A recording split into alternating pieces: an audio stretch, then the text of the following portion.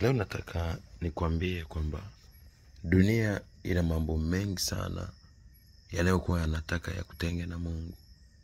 Dunia ina mambo mengi sana ambayo hayakupi amani ya moyo hata siku moja. Dunia ina mambo mengi sana yanayokuambia wewe haufai, hautoweza, hili jambo halitowezekana. Mungu hayuko upande wako. Mbona wewe utakufa? Mbona hichi kitu hakiwezekani?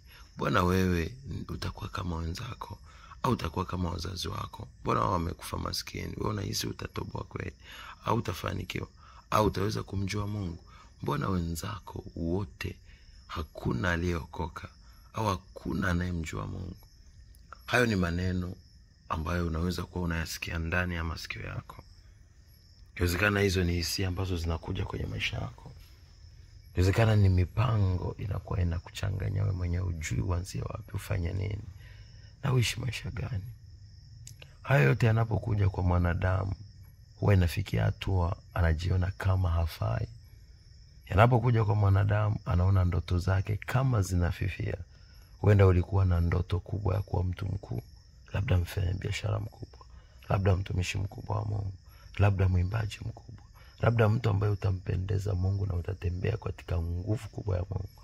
Lakini hizo ndoto zote zimeanza kufifia kwa sababu unapozidi kusonga mbele, vita ikazidi kuongezeka, watu wakakutenga, watu wakakukataa, majaribu yakaongezeka, unahisi hapa ndo mwisho wa maisha yangu.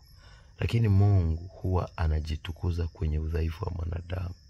Na Mungu anaweza kuruhusu tatizo ili akubariki. Mungu anaweza kuruhusu kikwazo ili akuzidishe.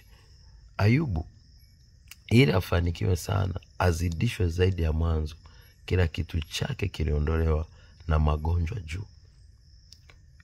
Yusufu, ili ainuliwe, kwanza alirushwa kwenye tundu la maji machafu, kwenye shimo la mambo machafu, maji machafu. Lakini pia si hilo tu, akajikuta yupo kwa mke wa Potifa, na mke wa Potifa anataka amzini. Kwa alipokataa akajikuta gerezani. Lakini nini kilitokea? Yusufu, kwa sababu alijua lile kusudi la Mungu na ndani yake ilikuwepo furaha ya Roho Mtakatifu, ndani ya gereza wenzake wakiwa wameshika tama, wamesikitika, yeye alikuwa akiwatia moyo hata gerezani. Nataka nikuulize, wewe ni lini umewatia moyo hata kama unapitia matatizo kwenye maisha yako? Lazima ujifunze hilo jambo, kwa sababu Mungu anapoweka hicho kitu, ina maana anapokuita hapa duniani, wewe sio kwa ajili yako, ina maana ni kwa ajili ya watu wengine. Si kila anayekutia moyo, si kila anayekwambia hili 1 2 3 kwa kushauri kwamba yeye anapitia mambo mazuri. Lakini kuna wakati mwingine yeye ameshaona kupitia changamoto anazopitia zinazidi kumkomaza na kumfanya mwalimu mzuri wa kufundisha kila ambacho anakifundisha leo. Maisha na safari yako, usije ukachukua vikwazo, vizuizi, changamoto kama ni tatizo kwenye maisha yako, bali mchukue kama mwalimu wa kukusaidia kwanza wewe ujifunze kuhusu maisha, lakini pia uwafunze wengine ili wapate njia. Kumbuka Mungu anamtumia mtumishi wake kama mbegu inayoweka kwenye udongo ili iharibike na iweze kutengeneza matunda mengi. Ukishaona umekuwa mtumishi wa Mungu, kubali hapa duniani kuwa ni mbegu itakayoharibika, itakayopitia majaribu, itakayopitia vita, itakayopitia vikwazo. Kwa badala ya kuanza kulalamika, wewe mshukuru Mungu kupitia hayo kwamba unajifunza, nazidi kumsogelea kupitia kusoma neno sana, kupitia kuomba sana, na kupitia kuita uwepo wake na kutembea katika utakatifu. Hayo mambo yatakufanya uanze kubadilika. Hayo mambo yatakufanya uanze kuinuka. Hayo mambo yatakufanya uanze kupiga hatua kubwa kwenye maisha yako na kuwa mtu mwenye kuzaa matunda.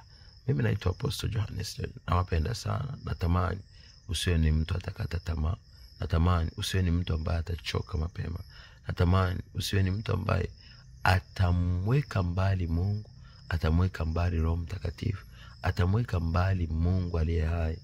Maana hayo yote ukiyafanya utapoteza nguvu, uwepo wa Mungu, na mwisho wa mwisho utakuwa ni mtu wa majuto na maumivu makubwa hapa duniani. Kumbuka, hapa duniani kila mwanadamu ataondoka. Lakini je, kama unajua utaondoka, kwa nini uchoke, ukate tamaa na uogope?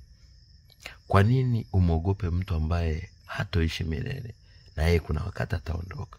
Kwa hiyo lazima ujue hakuna kitu kitakuwa duniani kama wewe hutojiua. Kumbuka matatizo ambayo umepitia tangu utotoni. Kama ungekuwa wakufa, basi ungeshakufa. Lakini kama unaona bado unaishi, jipe moyo. Jua hakuna kitu chochote, hata kama vita imekuja kubwa, lakini aliye upande wako na aliye ndani yako ni mkuu kuliko aliye upande wa adui au aliye duniani.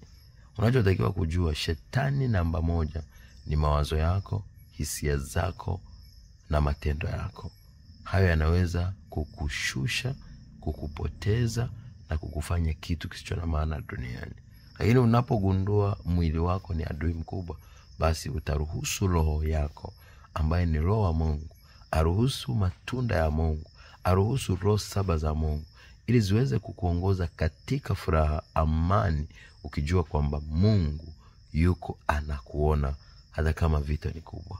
Mungu yuko upande wako hata kama adui ametumia vitu vinavyoonekana, labda ametumia watu, ametumia matukio, ametumia vifaa mbalimbali, ametumia wadudu mbalimbali, ametumia viumbe mbalimbali, na hivyo vyote shetani anatafuta ili kukutishia, aweke roho ya mauti ndani yako. Kwa hiyo ufe taratibu, kwa magonjwa, kwa stresi, kwa msongo, na mwisho wa mwisho utoweke. Usikubali kufa na wakati Mungu aliyekuumba bado anakusudi na wewe. Nawapenda. In Jesus name. Shalom.